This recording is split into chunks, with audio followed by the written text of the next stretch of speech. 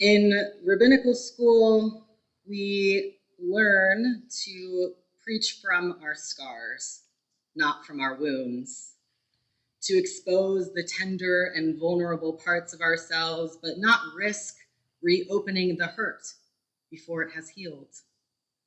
It is scary to show our scars, those memories of pain.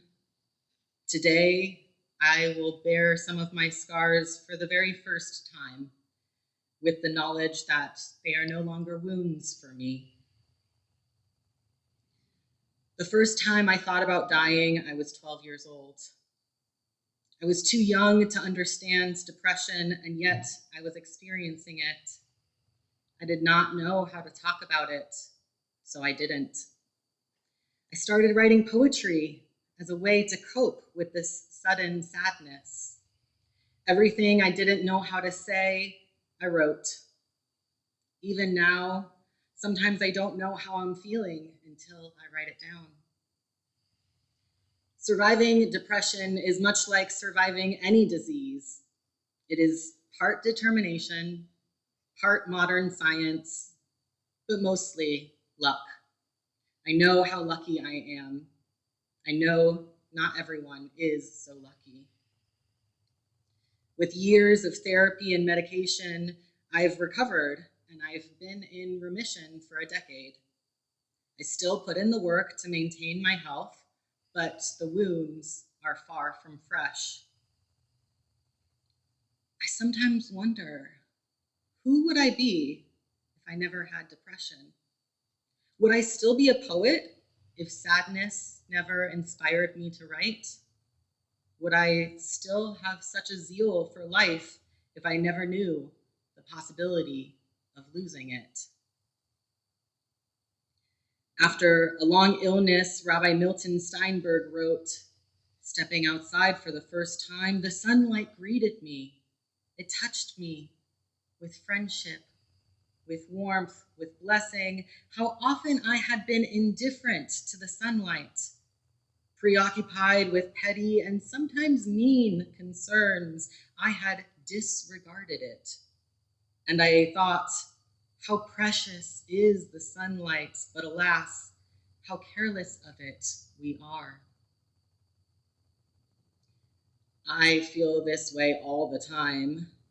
The warmth of the sun, the pitter-patter of the rain, the chirping of the birds, the softness of a cat, the harmony of voices singing, the sweetness of ice cream, the soft stare of a deer who permits me in her presence. When a friend of mine said, "No one would wish for depression," I understood what she meant. Depression stole years from my life and almost killed me. Yet part of me argued, would I otherwise see the beauty in the mundane? There is a gift that those of us who have brushed up against death carry. I know some of you treasure this gift as well, the gift of gratitude.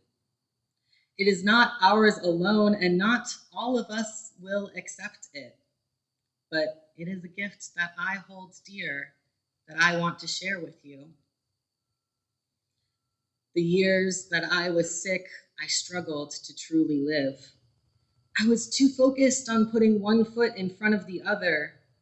My life was without excitement, desire, or hope. I think everyone here has at one point felt those feelings. Even if we are not clinically depressed, we may not be truly living. We may not be able to appreciate the light. A brush with death may awaken us to the beauty and finitude of life, but sometimes by then it's too late. Yom Kippur warns us to wake up from this slumber. The ram's horn calls out, "Do not stumble through life wasting your days, alive, but not truly living." For a long time, I wasn't sure I would make it to this age. Each year feels like stolen time, and I feel so lucky. I don't want to waste the time I've been given. As I asked last night, what are we going to do with our one wild and precious life?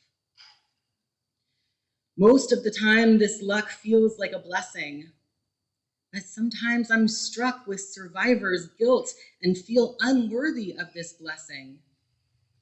I have friends who were not so lucky, who died by depression or another illness. How can I pay back the privilege of this life I've been gifted? As I think about those dying in Gaza, I'm reminded how random it all is.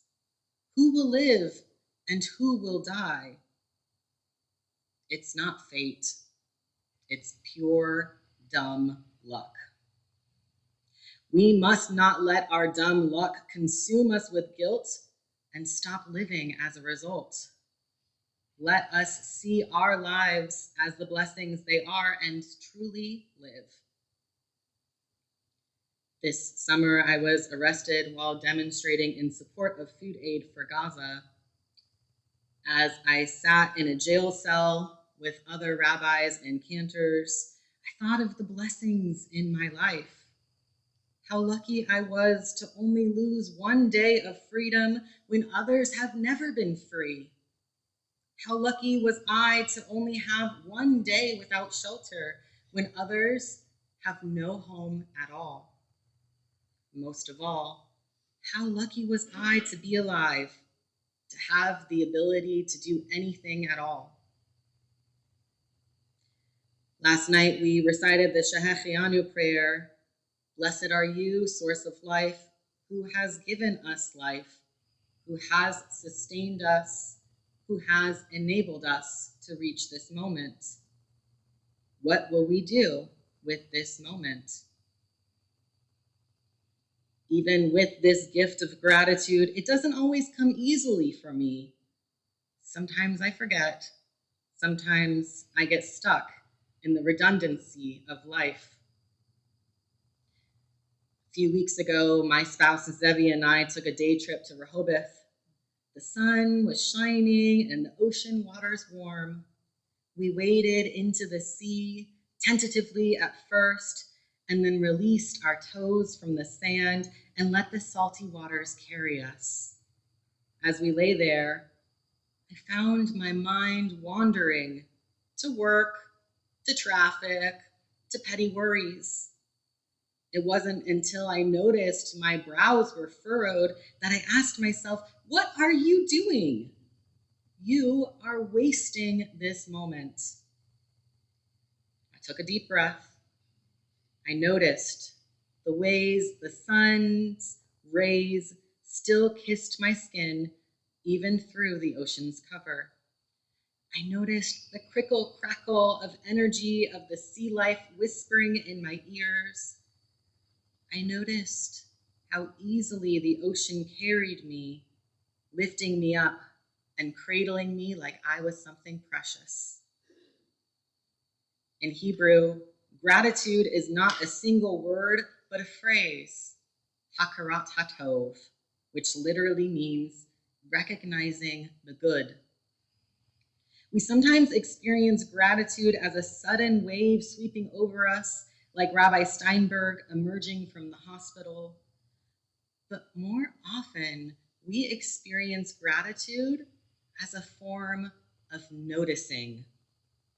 When we walk through life with our heads down, it is impossible to notice the beauty that surrounds us.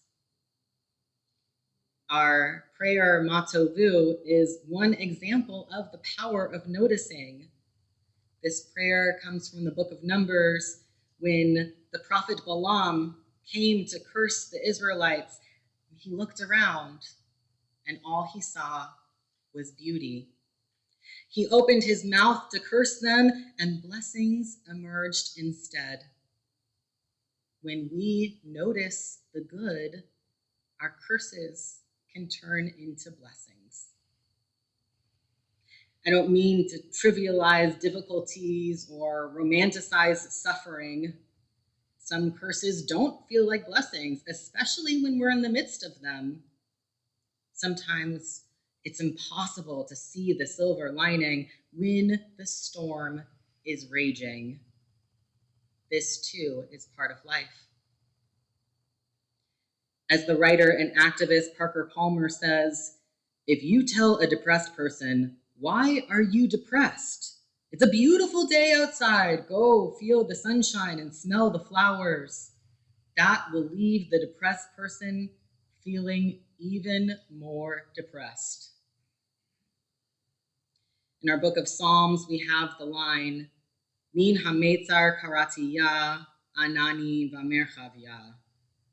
From a narrow place I called out to God, and God answered me from an expansive place. When we are in the midst of suffering, we are not in the space to recognize the beauty.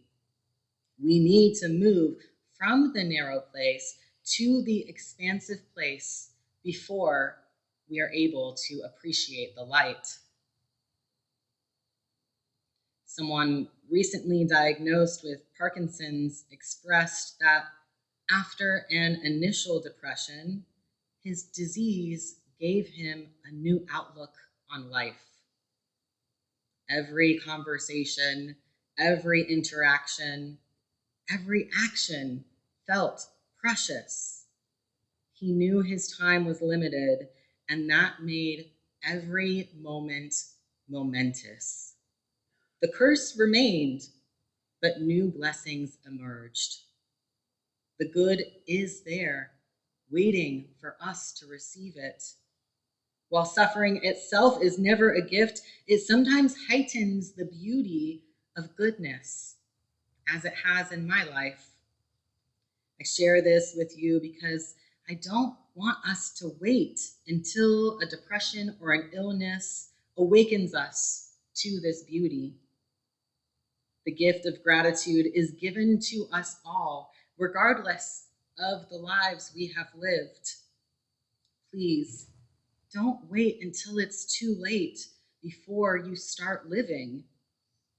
When we notice ourselves moving through life without awareness, simply putting one foot in front of the other, let us remember this gift of gratitude. Let us look up and recognize the beauty in the mundane, the goodness that surrounds us. We are so, so lucky to be blessed with our one wild and precious life. The question is, what will we do with those blessings?